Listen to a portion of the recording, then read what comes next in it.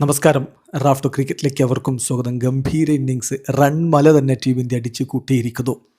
ഒരു പന്ത് ശേഷിക്ക് India all out ആക്കുമ്പോൾ 402 റൺസായിരിക്കുന്നു. ക്യാപ്റ്റൻ ശുഭൻ ഗില്ലിൻ്റെ 150 മുകളിലുള്ളൊരു ഇന്നിങ്സ്.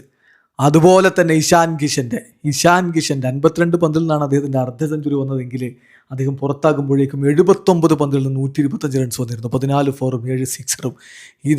ഇതാണ് പൊളിച്ചടുക്കൽ. പിന്നെ നമ്മുടെ ഹിറ്റ്മാൻ്റെ വക 48 റൺസ്. അങ്ങനെയാണ് ഇന്ത്യ 402 റൺസ് രണ്ടാം ഏകദിനത്തിൽ അഫ്ഗാനിസ്ഥാന് മുന്നിൽ റൺമല ഒരുക്കി വെച്ചിരിക്കുന്നത്. മത്സരത്തിൽ ജയ്സ്വാൾ 4 റൺസുമായിട്ട് ആദ്യം മടങ്ങി. പക്ഷേ രോഹിത് ശർമ്മ 39 പന്തിൽ 6 ഫോറും 2 സിക്സും 48 റൺസിൻ്റെ മികച്ച ഇന്നിങ്സ് കളിച്ചു. അർദ്ധ സെഞ്ചുറിയോട് അടുക്കവേ അദ്ദേഹത്തെ റാഷിദ് ഖാൻ ബൗൾഡാക്കി. പിന്നെ ഗില്ലും ഇഷാൻ കിഷനും ചേർന്നിട്ടുള്ള ഒരു വിളയാട്ടമാണ്. 79 പന്തുകളിൽ നിന്ന് 14 ഫോറും 7 സിക്സും അടക്കം 158.23 സ്ട്രൈക്ക് റേറ്റിൽ 125 റൺസ് അടിച്ചിട്ടാണ് ഇഷാൻ കിഷൻ മടങ്ങിയതെങ്കിൽ നായകൻ ഗില്ല് 110 പന്തുകളിൽ നിന്ന് 22 ഫോറും 2 സിക്സും അടക്കം 154 റൺസും അടിച്ചു.